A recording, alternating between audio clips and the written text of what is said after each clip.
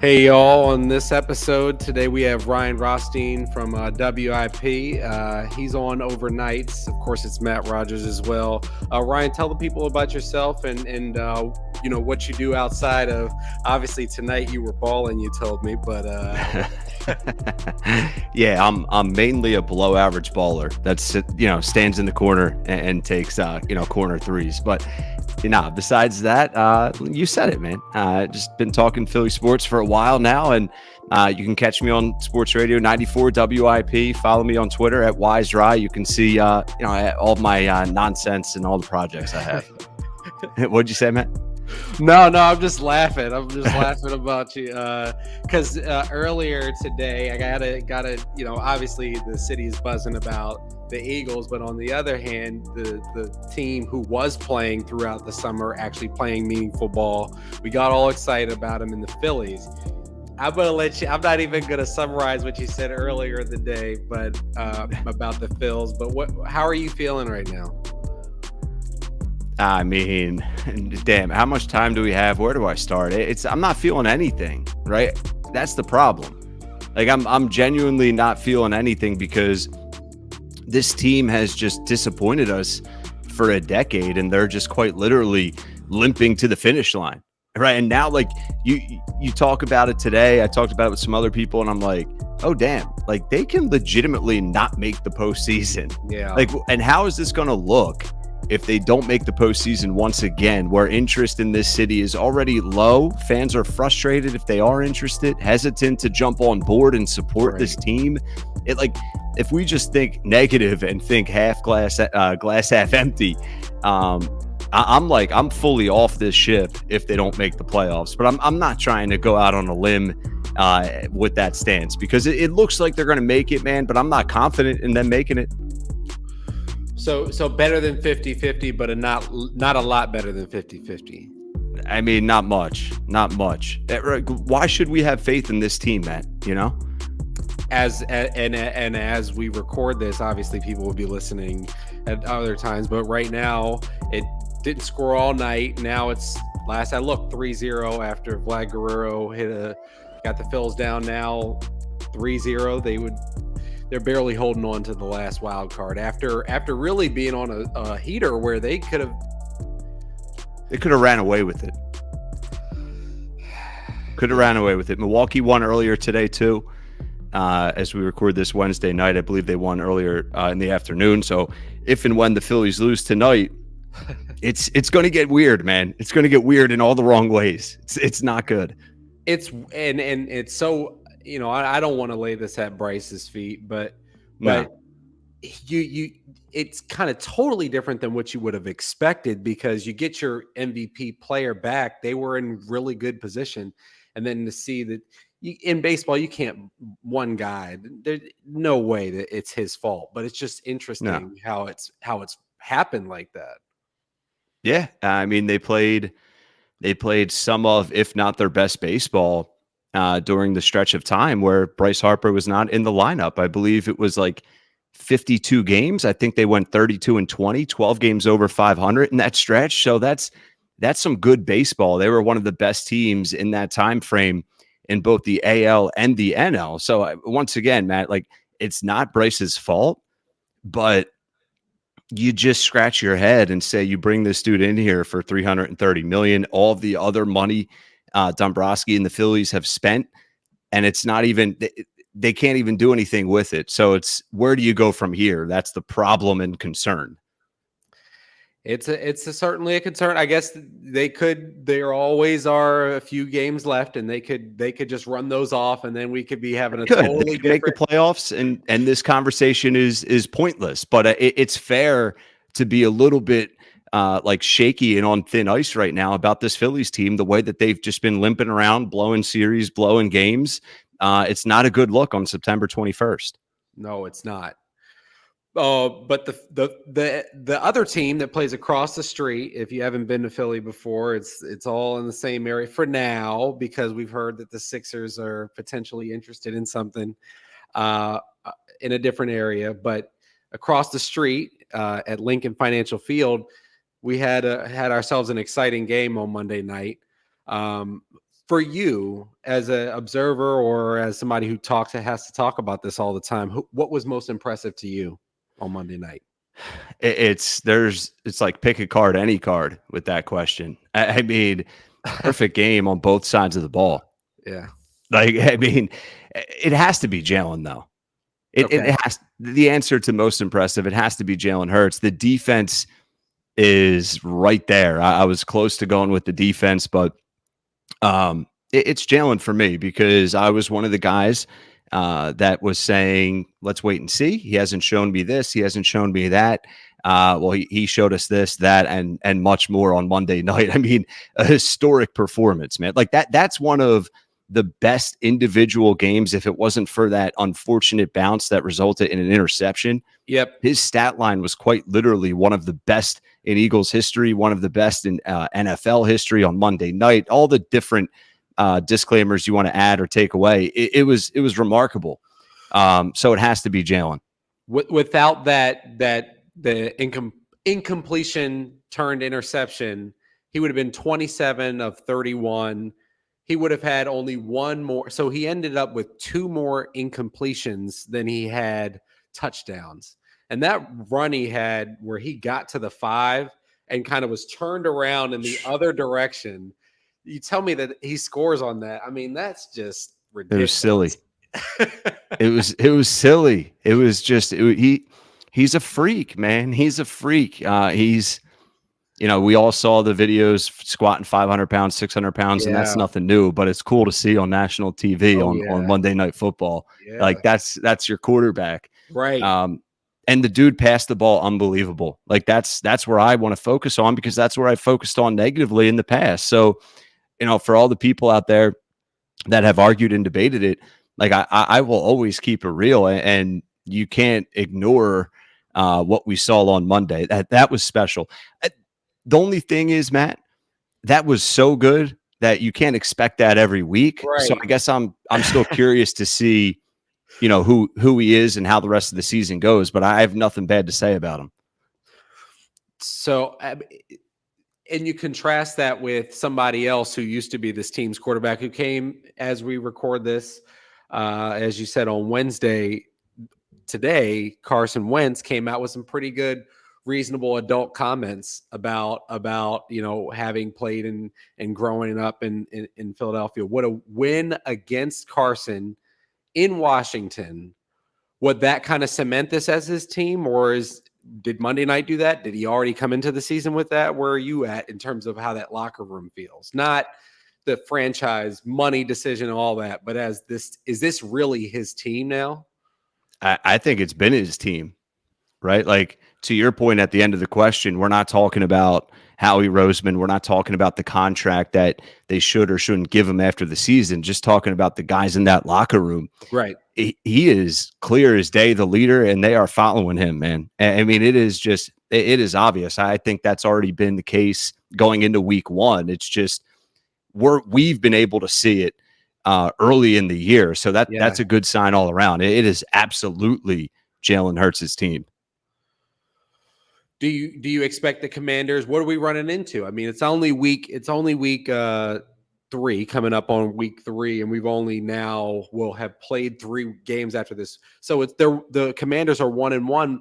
What do you expect? Do you expect them to be more of a middling team, 9-8, 7-9 and 8, 7 and 10, 17 games make whatever. It hard. It's throwing me off. You know what I'm saying?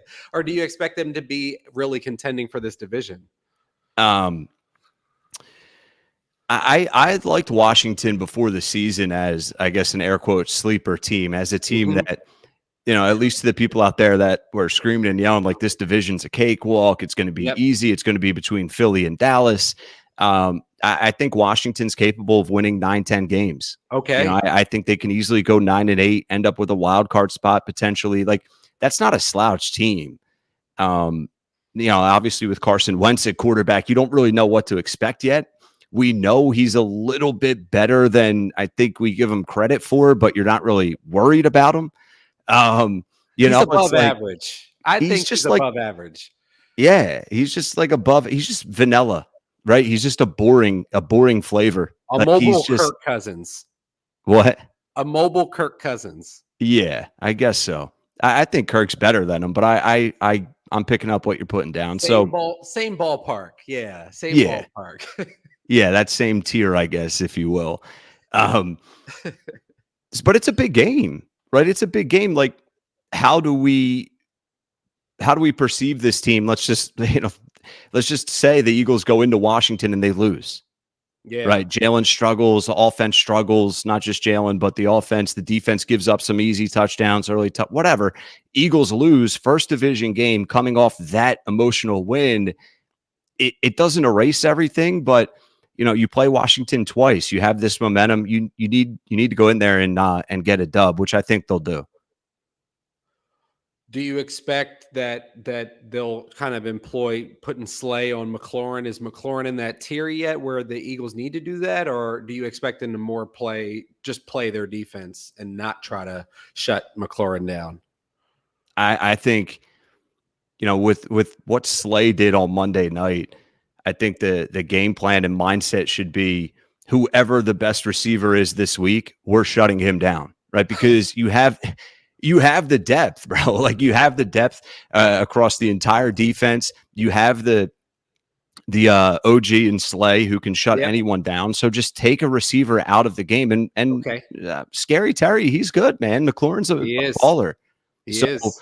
I would go into it like it's Justin Jefferson. I really would, and I think that would obviously benefit the Eagles if they're able to do what they did Monday in Washington. So in March, Jalen was a 66-1.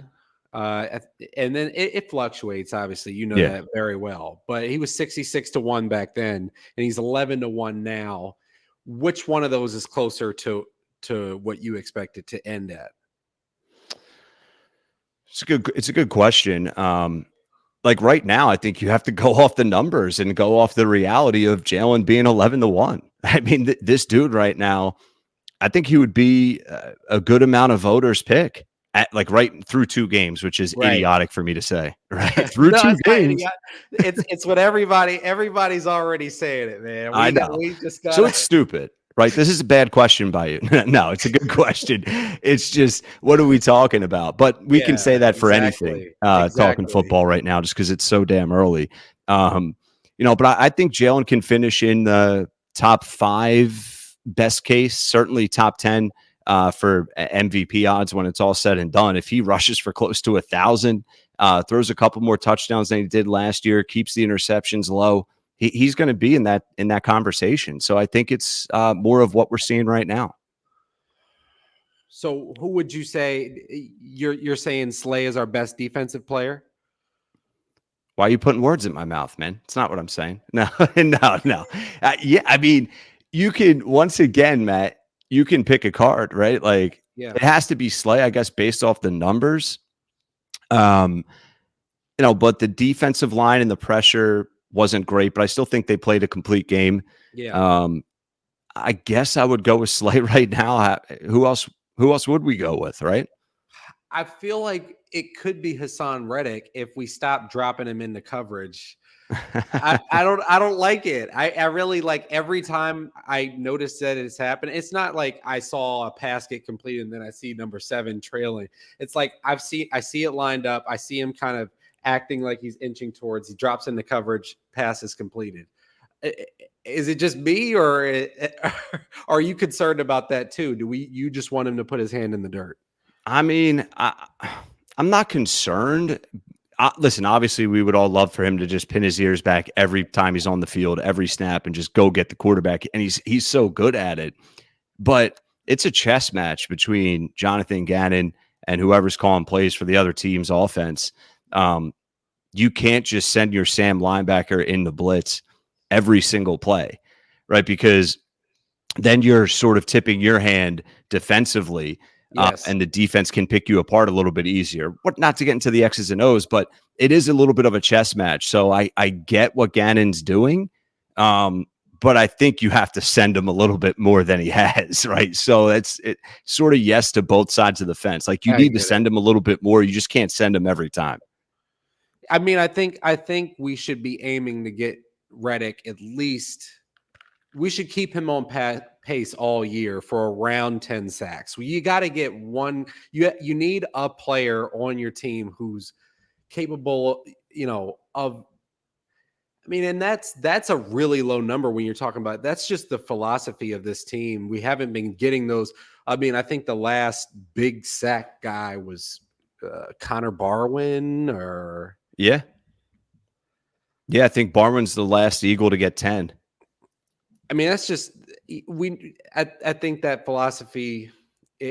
I guess it's not a popular one, but if you're going to blow out the people like the Vikings and whatever, as long as it's working, it'll be all right. For sure. And like reading a few articles after the game and stuff, and just listening to a bunch of different people close to the game, it's like the Vikings coaching really crapped the bed. Like between the coaching and Kirk Cousins, like Kirk was just really bad. Like Cousins was really bad trying to force the ball to Justin Jefferson. He was making stupid decisions, bad throws, ill-advised throws. The offensive coordinator and O'Connell, the head coach, they made zero adjustments. They did nothing to help relieve Kirk and the pressure that the Eagles were sending. So my point is, not every opponent is going to respond like that either. So I am curious to see if the Eagles decide to dial up the blitz similarly to Monday. Like, how will Washington and Carson Wentz react to it? I'm not sitting here saying Carson Wentz is like anyone I'm scared of, like we talked about earlier, but it could be a little bit different. That's all.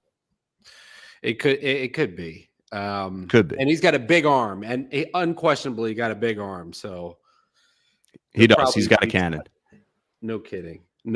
I mean, the one that he hit on with opposite jerseys on that he'll have on Sunday in that stadium to Miles Sanders in the back of the end zone. Yes. That was one of the strongest regardless of my feelings on the player or the person, it's one of the best throws I've ever seen. I agree. That throw was a video game throw. I mean, he almost needed a bulletproof vest for that one. I mean, yeah, the way for real. Hit him in the chest. That was a dart, not a dart. That was a bullet, a grenade. Yes.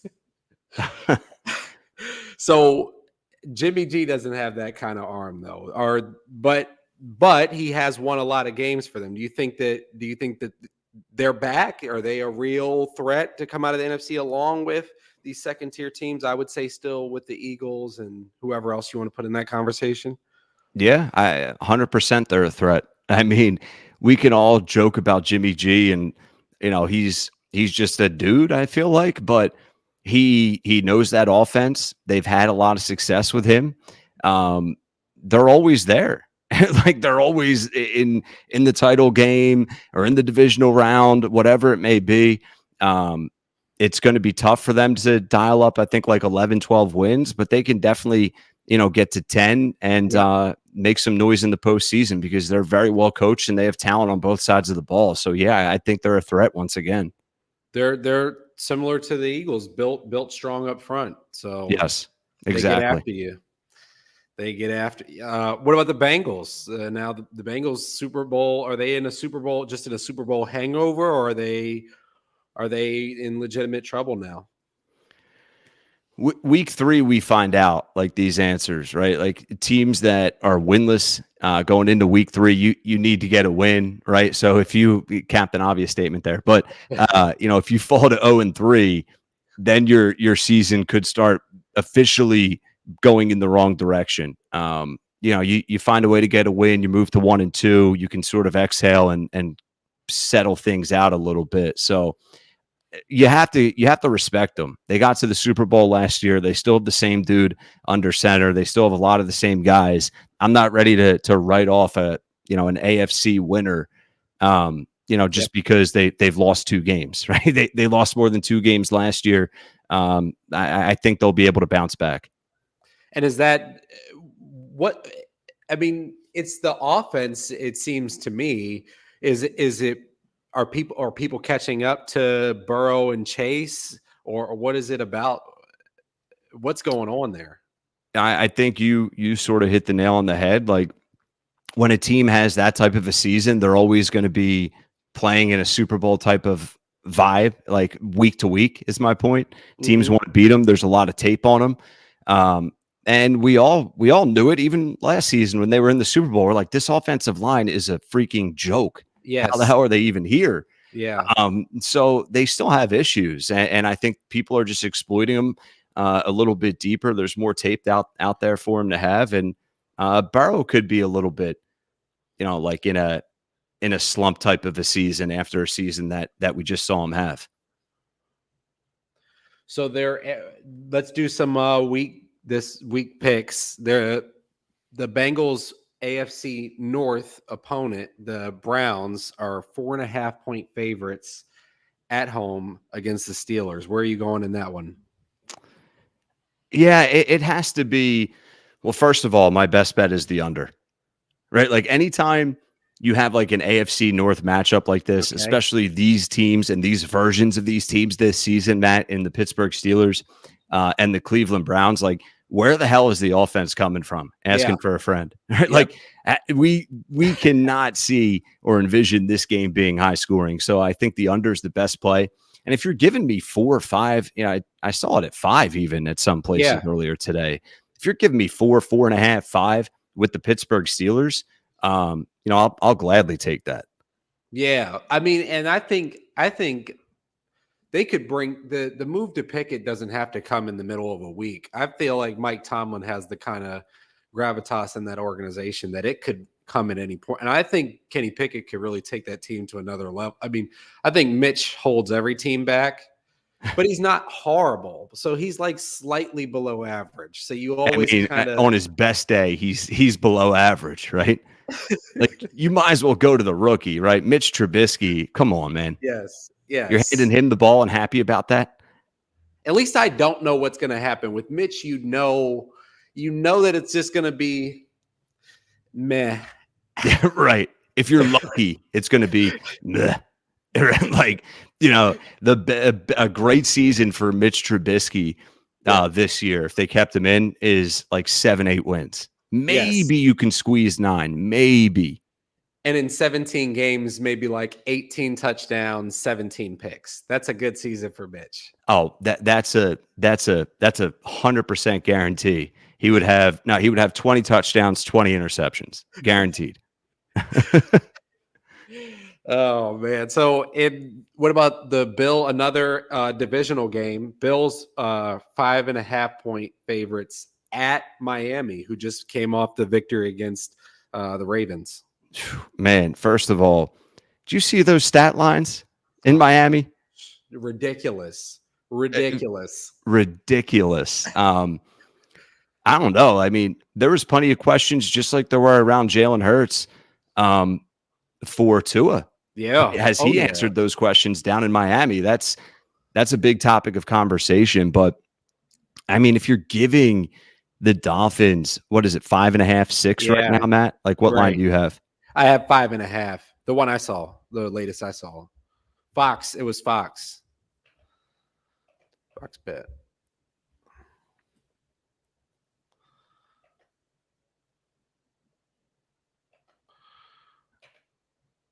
It's muted somehow. Oh, it muted on you. It says muted on my tab. I don't know how to unmute it. Oh, wait, I got it. Oh, I can hear you. All right. I know you could hear me, but I muted you. So I had no idea what you were saying. Weird. Yeah, weird as hell. My bad. Can you just edit this out? No, I was saying the Dolphins are 5.5-point underdogs at home against the Bills. Yeah, it may sound crazy, but I would stay away from it right now. But if I have to lean to a side, I would take the points because I think that can easily be a game where, listen, Buffalo's not going to go undefeated. Everyone is riding their jockstrap right now. Yes. They're going to lose some games that they're favored to win. They're going to lose some games we didn't expect them to lose. And Miami is, with a ton of momentum right now, coming off a big come-from-behind win. I can at the very least see them covering that number in like a 3-point game either way. I like 3 more than I like damn near a touchdown. I mean, I don't know if I'll go all the way to a touchdown in a divisional game. Yeah, they got a lot of momentum. I think this is going to be probably the most fun game of the weekend. if I had to say. Yeah, that has the potential. What I said, the under for Pittsburgh, Cleveland. I ain't taking no unders for that game. No. No. What is it? What is the over under? Do you have it pulled up? I can pull it up in 2 seconds. I would Yeah. imagine it's like 56. I'm pulling it up right now. I'd take the over on that. What's that? So just somebody has to score 27, 29. That's all you would need. Oh wow, it's lower than I thought. It's at DraftKings, it's at 52.5. Oh, I'm definitely taking the over on that. Yeah, me too. What's that? I would hammer the over there. And the spread's up to 6 right now. So you're getting 6 points with Miami. I like that play. Yeah, I like it too. On the upset, big time upset. Be a huge upset. Yeah, that'd be a big win for Miami. And that would put them in first place in the division. Yep, they would. That would man, the overreaction after that win for the Miami Dolphins would be legendary. And then Tyreek Hill looks good. I gotta say, I thought he went there just for the money. They're looking good early. Got to give him the respect. Oh yeah, for sure. I mean, he's a stud. He's another freak. Curious to see how that impacts Kansas City, like as the season goes on and we get a little bit deeper into the year. But yep, yeah. What about another divisional game? Divisional rivalry game. The Rams are 3.5-point favorites at Cardinals. Are you taking those points? It's another tough one where, like, what are the Rams feeling right now after last season? Obviously, they still have a ton of talent. They're still loaded on both sides of the ball. I know that I had some trends for this game, but I just lost it. I think it's Sean McVay is 5-1-1 against the spread and 6-1 straight up all time in his matchups against Cliff Kingsbury. So I like take that for what you will, but that basically means he's dominated the Arizona Cardinals and Kingsbury in both their times there. Wow. So I would probably lean with the Rams just because Arizona is so unpredictable to me. Yes. But I would probably lay the 3.5 with LA.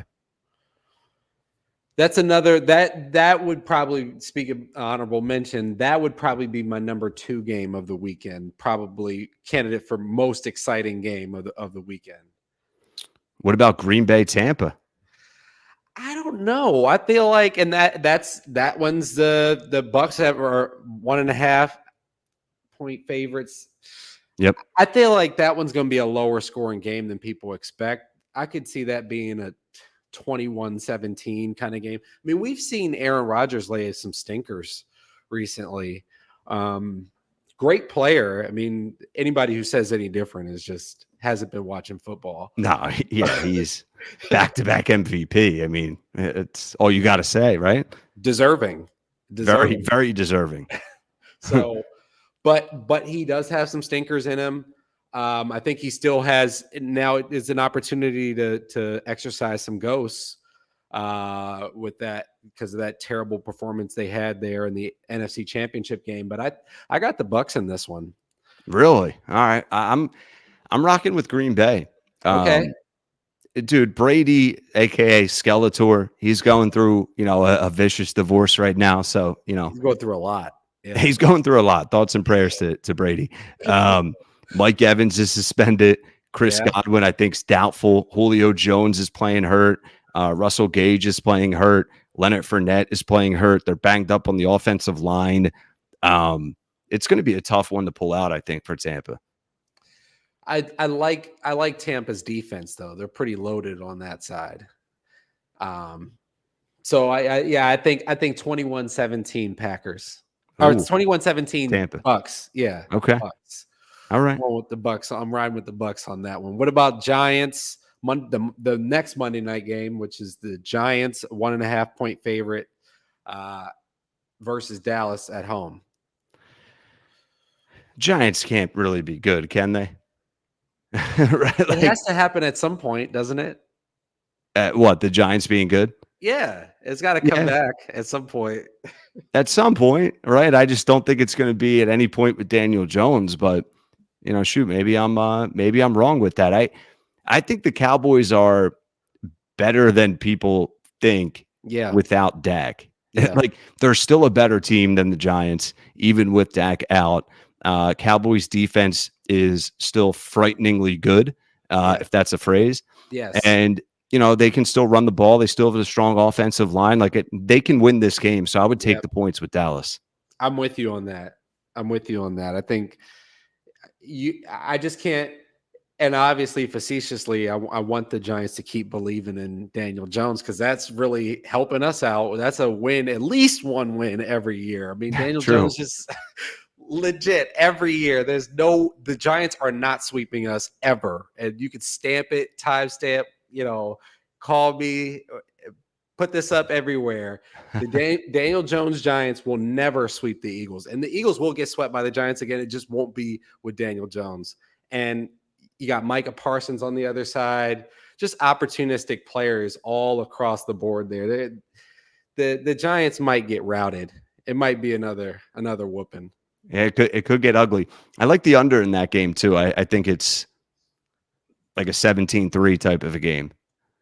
17 to, oh my gosh, 17. That's ugly. That's really It's ugly.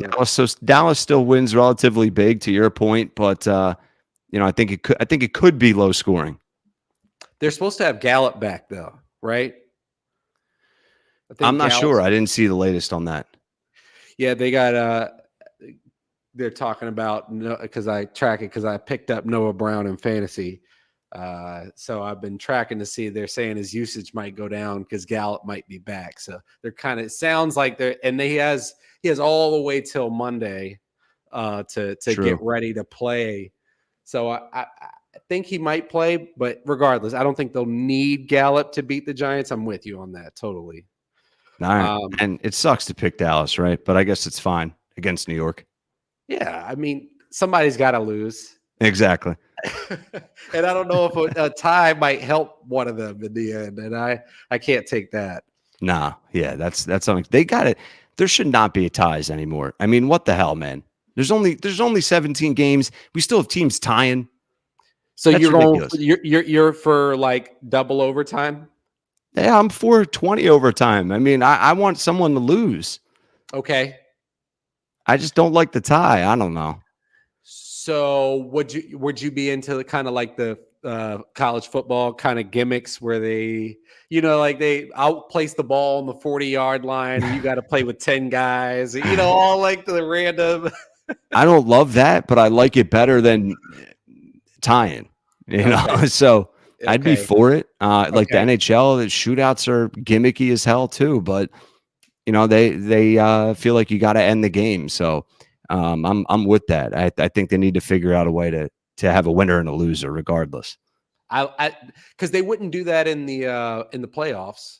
No, exactly. Right. If it got to the Super Bowl, I think it's never happened, so I'm not sure, but they would play a double, right? Yeah.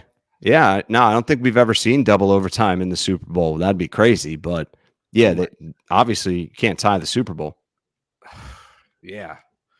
Yeah, just who would get MVP? All that. The Bengals and the Rams are your co-champions. Aaron Donald and Joe Burrow. MVP. Yeah, so awkward. So the Birds are 6.5 at Commanders, and I'll be in the building because this is down in the area where I actually live. Nice. Are you riding with the Birds to the tune of 6.5? Riding with the Birds at all? Or are you going with the Commanders on this? I'm definitely not going with the Commanders. 6.5's a lot, though. 6.5's a lot. I my betting opinion and philosophy, like I typically don't lay more than 4 or 5 points just because it's just the NFL and it's early in the season, especially. I just don't like laying a touchdown. Eagles could be dominating this game up by 2 touchdowns late. Carson Wentz in Washington, gets a garbage time touchdown for the film and they cover. So, for me, it's not that I don't trust them to win by that. It certainly could be a blowout. I just wouldn't lay that. I would maybe throw them in a parlay on the money line or just sit back and watch. I wouldn't, to your point, I wouldn't lay the money on it. but this game's totally feeling to me like 21-31 Birds. Again, that's just what I think would happen. But again, that is a lot of points, and the Eagles haven't proven yet that they're that much better to beat a division foe in their building Yep. with all of the emotions that'll be tied up in this game. Jalen Hurts is like the ultimate person you would want to put in this kind of situation. But True. at the same time, he's a human. I mean, come on. He'll say that he isn't worried about it at all, he thinking about it at all, but you can't not think about this. This is a big deal. I think before the season started, I have to go back in my notes, but I picked Philly to lose this game and then beat them at Ah, home. ah, It feels like a tough game coming off the Monday night game, especially now after a win. You're on the road. This is a big game for Washington too. Like yeah. it's going to be a tough game. It's going to be a physical game, and it's going to look. I think it's going to look a lot different than what we saw against the Vikings. Is this the end of the road for Fletcher and for Kelsey, or you think Kelsey might come back and Fletcher might be gone, or where are you going with both of those guys? I'd be relatively shocked if Kelsey decided to come back. It seems like he's like ready for retirement. Like he has that podcast out now with his Yep. brother. I think he's ready to do what you and me are doing. Like Yeah. I think he's ready to call it a career Yeah. and sit back and drink beer and get behind a microphone and talk Philly sports. So that's my guess with Kelsey. You never know, depending on how their season ends, of course. I don't know what's going to happen with Fletcher Cox. He looks old. he, Yeah. he looks old. He's not the same dude. So No. that's okay. But I'd like to see a little bit more of Jordan Davis. Yeah. And I don't know what Howie's going to decide with Fletcher. I would lean towards, not a ton of more years left with Philly. So he may be back one more. They may re-up him one more time. Yeah. Is he a free agent after this season? I think this is supposed to be contractually Kelsey re-up for just be done this year, and Cox. Fletcher Cox is out. Yeah. I think Graham is still on for Graham is actually up this year too, I believe. Oh, damn. I didn't realize that. Yeah. I didn't realize that. Well, let's just go off of that for a second. This may be their last season. Howie Roseman is not the guy to back up the Brinks truck in this stage of their careers. Brandon Graham, I wouldn't be shocked, but I'd be surprised with Fletcher Cox. A short deal, but Graham, I feel like if I was Howie, I would say, Graham, I need to move you inside. I need to play you at tackle. You're not coming off the edge anymore, but I'll re-up you. And I think BG would be fine with that. Yeah. Like I can see him wanting to finish his career in Philly, be willing to take less money, be willing to have a lesser role and still be a leader and still, be in that rotation, if you will, in the front seven. So I could see that more than Fletcher. I think Fletcher would still maybe try to secure a bag, like one more bag and get some more cash. Somebody will give it to him too. I mean, I guess until we're complaining about the defensive line and he's got all this money tied up in Fletcher Cox, but no, I don't want to give it to him. Oh, okay, I don't. Yeah. I don't. I'm saying somebody else. Oh, if for you're sure. Listening, another team, GM, you named not Howie Roseman. Go ahead and give him the bag. Come and give us a third rounder. I don't know, fourth rounder for Fletcher. I think Howie might make that move even before week 8. Fletcher is not dominating at all anymore. No. He got that kind of sack, I think, in week 1, and then he did the whole thing, and it was like, Fletch, you didn't get him though. Yeah, bro. He had a big play on Monday Night Football where he celebrated, and you just see like the big C for captain on his chest, and I'm like, I get it. Yeah. But I'm like, it's a little awkward. Like, dude, you ain't that good anymore, bro. No. And at one point he was dominant. At one point he was absolutely dominant. One point he was right there with Aaron Donald. Yes. But that's not this point. No, yeah, no. Yeah. This point ain't looking like that. No. So you said you got what's your point prediction then for the Birds game? I don't know, man. I don't want to say. I'm not going to predict that they're going to lose. 26-27 birds. That was my prediction for this game on Monday. Oh, okay. It's funny you say that. I predicted 27-26 birds. Wow. I'm gonna go a little bit lower scoring. I'm gonna go like 21-18 birds. Really low scoring. Yeah. Wow. I think it's a division game, first one of the year on the road. I think it could get a little ugly. And that's okay though. if they end with a W. They're right, exactly. So in that case, who were your offensive and defensive MVPs? Who you're expecting to really lead the way for us in this week? I would go with Dallas Goedert. Okay. On the offense. If based off what I'm saying, if I think it's going to be sloppy, it just makes sense that Jalen goes to Dallas Goedert a little bit more just for that, relief and up the middle and short throws. I think he gets in the end zone. I think for the first time this year, that would be as well. So I'll go Dallas Goedert on offense and defense. How about I go Kaiser White? Ooh, I like it. Maybe a fumble return, a scoop and score for a defensive touchdown, or he makes some big plays, gets a sack, whatever it is. I'm really high on Kaiser White. Like I kind of want to see. Obviously I don't get to be in the meeting rooms and in practice and all that. I would like to see Kaiser White at middle and put TJ at the outside linebacker spot, because I feel like Kaiser White is coming off the edge. He can be dangerous, but that's not. He's kind of like a really well-rounded backer as opposed to TJ Edwards. You can do a lot with him. He's a beast, man. He's good in coverage. And I think you can move him around, which I think we'll see Gannon do as the year goes on. Can't wait. Is Gannon's, if you're making the call, is Gannon's seat hot at all? Nah, he cooled it off on Monday. He cooled it off. I'm not like, all right, no more questions. We're good. But he showed us a lot on Monday night. That was a statement game for Jalen Hurts in the offense. That was a statement game for Jonathan Gannon in the defense. It's just period. National stage, just stifling him.